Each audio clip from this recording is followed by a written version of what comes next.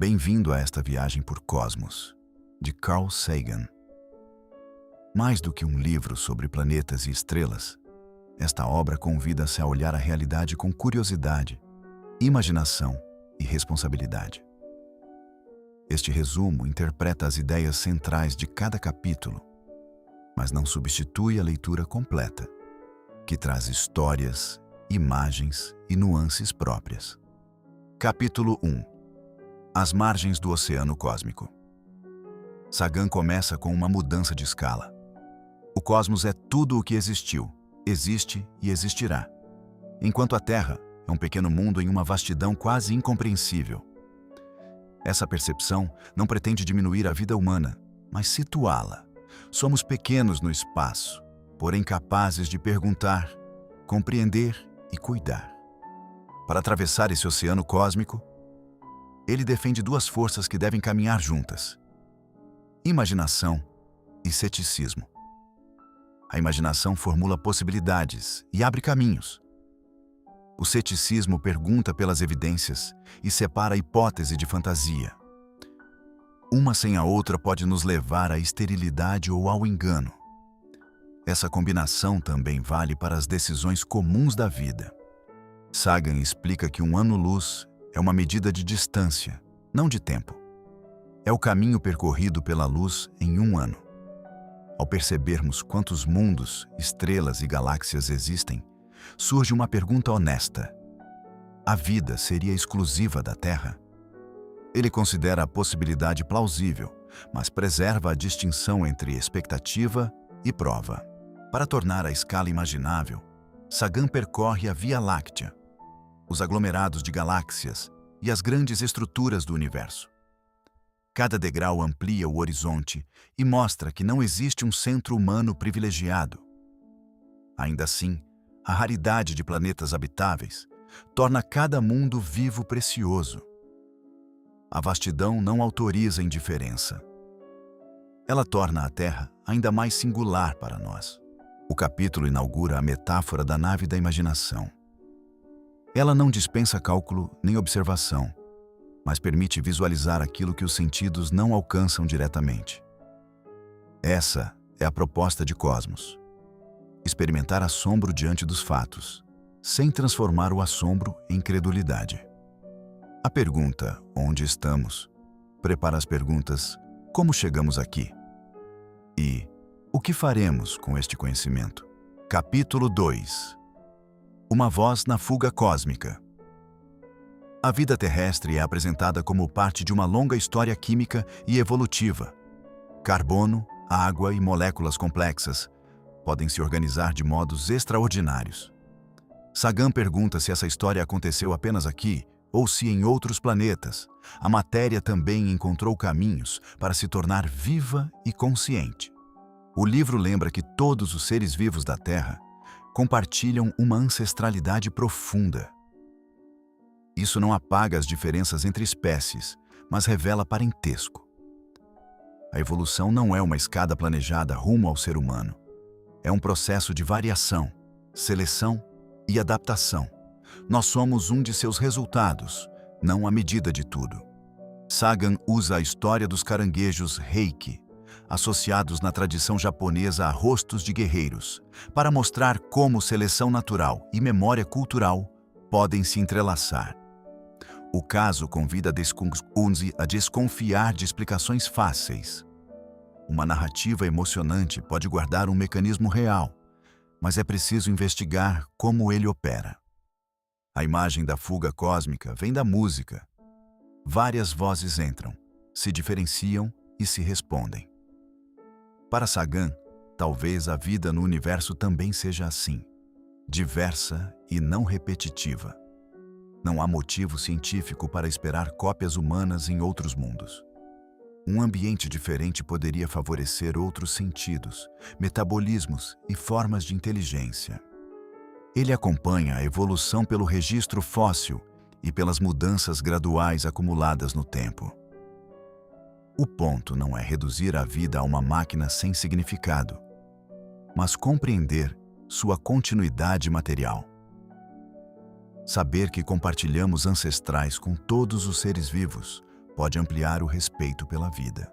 Somos capazes de investigar as origens porque somos parte dessa mesma história. Capítulo 3. A harmonia de mundos. A ciência é possível porque o universo não é totalmente imóvel nem totalmente caótico. Há mudanças, mas elas seguem regularidades que podemos observar, comparar e testar. O nascer do Sol, as fases da Lua e os movimentos planetários ensinaram povos antigos a reconhecer padrões e organizar a agricultura, a navegação e os calendários. Sagan mostra que as constelações são desenhos que projetamos no céu. Diferentes culturas enxergaram nelas animais, heróis ou objetos de seu cotidiano. Isso ensina algo importante. A natureza existe independentemente de nós, mas nossas interpretações carregam nossa história. Conhecer exige distinguir o que vemos do significado que acrescentamos. O capítulo acompanha a aventura intelectual de Kepler, que abandonou ideias bonitas, porém erradas, quando os dados não as sustentavam. Ele chegou às leis do movimento planetário porque aceitou corrigir a própria visão. A lição é exigente e libertadora. Mudar de ideia diante das evidências não é fraqueza, é um ato de honestidade. Kepler procurava inicialmente uma harmonia geométrica perfeita entre os planetas. Ao confrontar décadas de medições precisas de Tycho Brahe, percebeu que os círculos não explicavam Marte. As órbitas são elipses, e os planetas variam sua velocidade ao redor do Sol. Uma pequena discrepância nos dados abriu uma transformação enorme na ciência. Sagan mostra que a astronomia nasceu de necessidades concretas: prever estações, orientar viagens e planejar colheitas. Isso corrige a falsa oposição entre contemplação e utilidade. Observar o céu foi sobrevivência, calendário e busca de sentido. A ciência cresce quando a curiosidade se alia a registros cuidadosos e a perguntas que podem ser conferidas. Capítulo 4. Céu e Inferno. Ao comparar a Terra com Vênus, Sagan mostra que mundos parecidos em tamanho podem ter destinos radicalmente diferentes. Vênus possui uma atmosfera densa, calor extremo e efeito estufa intenso. A Terra, embora habitável, não é invulnerável. Compreender outros planetas ajuda a perceber melhor os riscos e equilíbrios do nosso. O efeito estufa é um fenômeno físico. Certos gases retêm parte do calor irradiado pela superfície.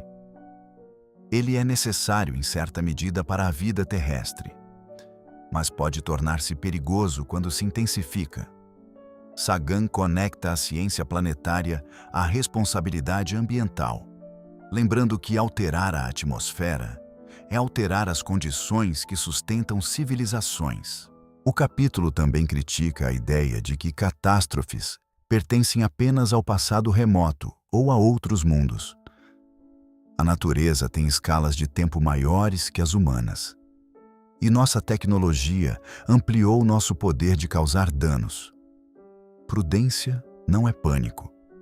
É usar conhecimento para antecipar consequências antes que elas se tornem irreversíveis. Sagan reconstrói a evolução de Vênus como um aviso planetário. Se a água existiu ali, o aquecimento progressivo pode ter acelerado sua evaporação. O vapor, por sua vez, reteve ainda mais calor. Esse mecanismo de retroalimentação mostra que sistemas naturais podem cruzar limites. Nem toda mudança ocorre de forma lenta e confortável. Ao falar de clima, ele evita uma moralização abstrata. A atmosfera é uma camada finíssima, mas regula a temperatura, ventos, água e a possibilidade de vida. O capítulo chama a pensar em escalas longas. Benefícios imediatos podem gerar custos distribuídos por décadas. O futuro é o ambiente concreto em que outras pessoas viverão. Capítulo 5. Blues para um planeta vermelho. Marte desperta a imaginação porque é próximo, visível e, em alguns aspectos, aparenta guardar uma história parecida com a da Terra. Sagan percorre antigas crenças sobre marcianos e os supostos canais do planeta, mostrando como observações limitadas podem ser transformadas em certezas apressadas. As missões espaciais substituíram parte desse imaginário por imagens e medidas diretas. Marte revelou crateras, vulcões gigantes, desertos, tempestades e sinais de água em sua história geológica. Não se encontraram provas de uma civilização marciana. A descoberta não empobrece o planeta. Torna sua realidade mais interessante e mais digna de investigação. Sagan valoriza a busca por vida microscópica, passada ou presente, em Marte. Encontrar vida fora da Terra mudaria profundamente nossa visão de lugar no universo. Mas a pergunta precisa ser feita com rigor. Instrumentos podem falhar, resultados podem ser ambíguos. E desejo de descobrir não pode ser confundido com descoberta. O capítulo acompanha Percival Lowell, que interpretou linhas tênues vistas ao telescópio como canais construídos por uma civilização. A hipótese combinava com o desejo humano de encontrar vizinhos. As imagens posteriores mostraram que os canais eram, em grande parte, efeitos de observação e interpretação. A mente completa padrões quando os dados são incompletos. As sondas Viking representaram uma virada. Não apenas olhar Marte, mas tocar seu solo, analisar sua atmosfera e testar possibilidades químicas. Alguns resultados foram intrigantes, outros inconclusivos. A resposta madura não é declarar vitória nem desprezar a dúvida. É reconhecer o que foi descoberto e projetar experimentos melhores para a próxima pergunta. Capítulo 6. Histórias de viajantes. Este capítulo une exploração espacial e exploração humana da Terra. Sagan relembra navegadores, cartógrafos e povos que cruzaram oceanos, ressaltando tanto a coragem de partir quanto os custos da conquista. Viajar amplia o conhecimento, mas não torna automaticamente justa a relação com quem já habitava os lugares encontrados. Ele recupera a história de exploradores holandeses e das ilhas do Pacífico para mostrar que ciência, comércio, poder e cultura frequentemente viajaram juntos. A curiosidade pode produzir mapas e descobertas. A ambição pode trazer violência, dominação e destruição. Uma visão madura da história precisa reconhecer as duas faces. As sondas enviadas aos planetas são herdeiras dessa vontade de atravessar fronteiras, mas não carregam exércitos nem colonizam povos. Elas observam, medem e transmitem dados.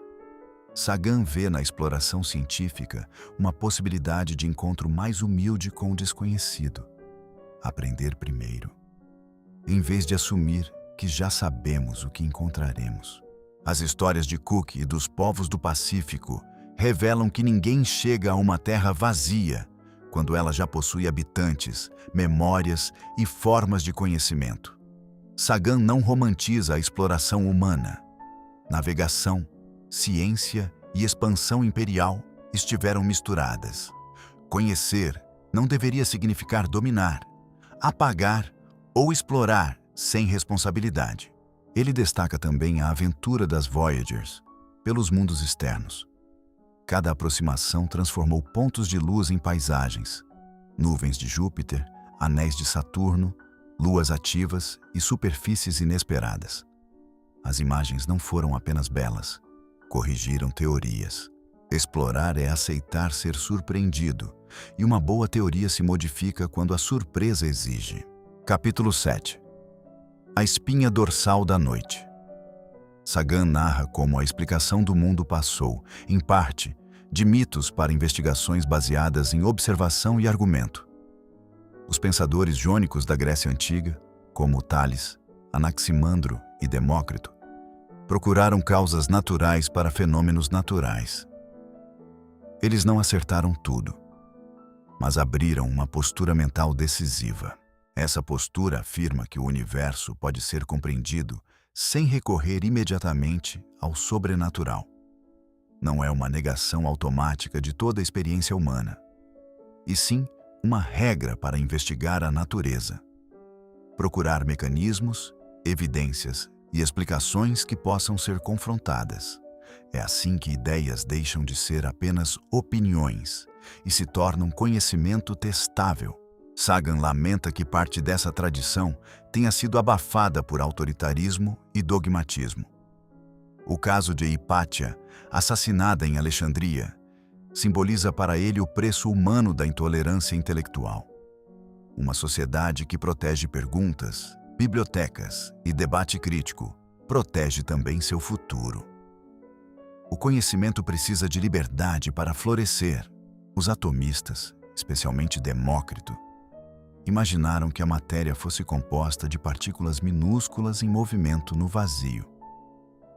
A ideia não era comprovada pelos instrumentos da época, mas tinha valor por procurar uma explicação material e coerente. Sagan distingue fazer boas perguntas de tratar uma ideia brilhante como conclusão definitiva. Ciência é crítica, não catálogo de dogmas. Alexandria simboliza uma civilização que reuniu manuscritos, medições e debates de muitos povos. Sua destruição lembra que conhecimento acumulado pode se perder quando bibliotecas, escolas e pessoas são atacadas. A mensagem não é viver preso ao passado, mas entender que avanço intelectual exige instituições. Livros e liberdade de investigação são obras frágeis que precisam ser defendidas. Capítulo 8. Viagens no espaço e no tempo. Quando olhamos para o céu, vemos o passado. A luz da Lua chega em pouco mais de um segundo. A do Sol em cerca de 8 minutos. E a de estrelas distantes pode viajar por milhares ou milhões de anos. Observar o universo é receber mensagens antigas, preservadas em forma de luz. Sagan usa essa ideia para explicar como telescópios funcionam como máquinas do tempo. Quanto mais longe enxergamos, mais jovem vemos o universo. A expansão cósmica, observada no afastamento das galáxias, apoia a ideia de um universo que teve uma história quente e densa. Ciência não entrega uma fotografia final, mas constrói modelos cada vez melhores. O capítulo convida a respeitar a profundidade do tempo. A vida humana acontece em décadas, a evolução das espécies em milhões de anos, a história do universo em bilhões. Essa escala pode parecer abstrata, mas ela ajuda a relativizar urgências artificiais e a valorizar escolhas cujos efeitos ultrapassam a nossa própria geração. Sagan explica o desvio para o vermelho, mudança na luz das galáxias que indica seu afastamento. Esse dado sustenta a expansão do universo. O calendário cósmico condensa bilhões de anos em um único ano. Seres humanos aparecem apenas nos últimos instantes de 31 de dezembro. É uma ferramenta para sentir, e não apenas calcular, a profundidade do tempo. Essa perspectiva combate dois extremos: a arrogância de achar que tudo gira ao nosso redor e o niilismo de concluir que nada importa. Para Sagan, justamente porque a consciência é recente e rara, ela importa. Podemos reconstruir a história da matéria e escolher como agir adiante. Ter pouco tempo não torna a vida menor. Torna as escolhas mais significativas. Capítulo 9. A vida das estrelas. As estrelas não são luzes fixas no céu. Nascem, evoluem e morrem. Elas se formam quando nuvens de gás se contraem pela gravidade. Aquecem e iniciam reações nucleares. Durante grande parte da vida estelar, a energia liberada no núcleo equilibra a força que tenta comprimir a estrela. Dentro das estrelas, são produzidos muitos elementos químicos que compõem planetas e corpos vivos. Carbono, oxigênio, cálcio e ferro têm uma história cósmica. Por isso, dizer que somos feitos de matéria estelar não é apenas poesia. É uma síntese da origem física dos átomos que nos constituem. embora a vida envolva organização muito mais complexa. O destino de uma estrela depende principalmente de sua massa. Algumas terminam suavemente como anãs brancas. Outras explodem como supernovas e podem deixar estrelas de nêutrons ou buracos negros. Sagan transforma esse ciclo em uma lição de pertencimento. A matéria não é estática, e nossa existência participa de uma história antiga de transformação. O Sol é uma estrela comum, mas sua estabilidade é decisiva para a vida terrestre. No núcleo, a fusão de hidrogênio libera energia. Essa energia viaja até a superfície e alcança a Terra como luz e calor. Plantas a capturam, climas a distribuem e quase toda a cadeia alimentar depende dela. Até nosso cotidiano é sustentado por processos estelares. As supernovas espalham pelo espaço elementos formados em estrelas anteriores. Nuvens enriquecidas por esses materiais podem gerar novos sistemas solares, planetas rochosos e química complexa. O capítulo une destruição e criação sem misticismo. A morte de algumas estrelas fornece matéria-prima para novas estruturas. Somos descendentes de ciclos cósmicos, não espectadores externos deles. Capítulo 10. Na beira da eternidade. Para compreender o universo, precisamos aceitar perguntas difíceis sobre origem, tempo e limites do conhecimento. Sagan discute modelos cosmológicos e lembra que respostas científicas são provisórias. Elas devem acompanhar as observações. Quando a evidência muda, a explicação precisa ser revisada, não defendida a qualquer custo. Ele explora a ideia de que o universo pode ser muito maior do que a parte observável. Há limites impostos pela velocidade da luz e pela idade cósmica. Não enxergamos tudo, apenas o que teve tempo de nos enviar informação. Reconhecer um limite não é desistir de saber. É definir com precisão o que ainda pode ser investigado. O capítulo trata a eternidade menos como uma certeza religiosa e mais como vertigem diante de escalas que ultrapassam a experiência comum. Sagan não pede que aceitemos respostas prontas. Ele propõe que a grandeza do mistério seja um estímulo para a pesquisa e para a humildade, não uma licença para afirmar qualquer coisa. Sagan discute a radiação cósmica de fundo, um brilho muito fraco que chega de todas as direções e preserva informação sobre o universo primitivo. Ela não responde a todas as perguntas, mas mostra como uma previsão teórica pode encontrar confirmação observacional. A ciência avança quando ideias fazem previsões e a natureza pode contrariá-las. Na beira da eternidade, o autor enfrenta a tentação de perguntar pelo propósito último, como se fosse uma questão simples de laboratório. Algumas perguntas pertencem à filosofia, à ética e à experiência humana.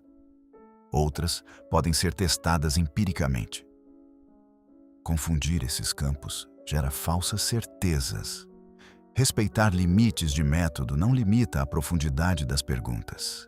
Capítulo 11. A persistência da memória. A memória é uma das ferramentas que permite à vida ultrapassar o instante. Genes guardam e transmitem instruções biológicas.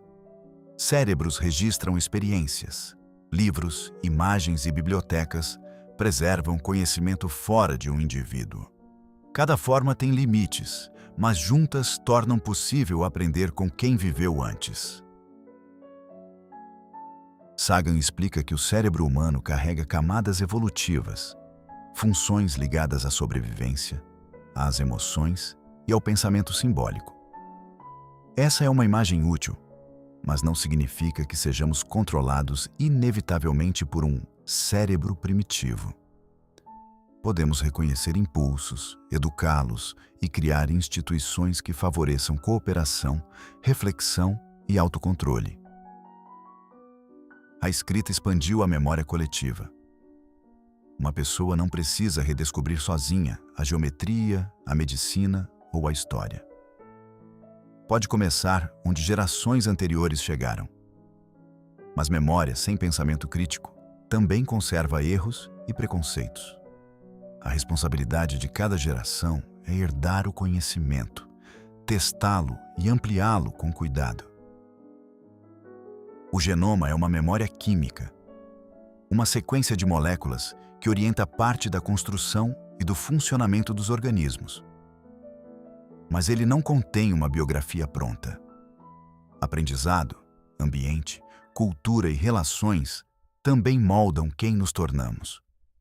Sagan usa essa diferença para mostrar como a cultura acelerou a evolução humana. Ideias mudam em uma geração, sem esperar mudanças biológicas. Linguagem e escrita permitem que uma descoberta feita há séculos participe de uma conversa atual. Isso torna a civilização poderosa, mas também vulnerável à sobrecarga de informação. A questão não é acumular dados sem fim, e sim desenvolver discernimento.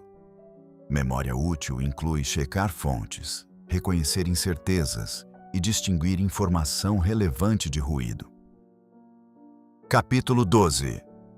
Enciclopédia Galáctica. Sagan imagina bibliotecas de civilizações extraterrestres e pergunta como reconhecer uma mensagem genuinamente alienígena.